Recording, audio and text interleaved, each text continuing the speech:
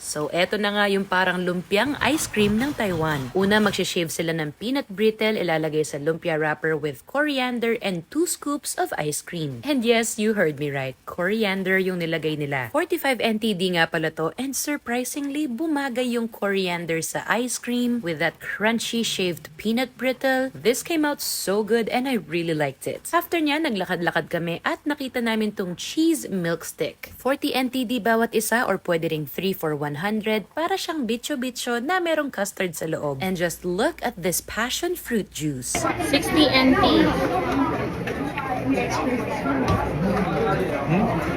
How's it go? Sarap! 60 NT rin para sa tomato tanghulu. This is what I miss most about Taiwan. Lamb and tomato. Tanghulu.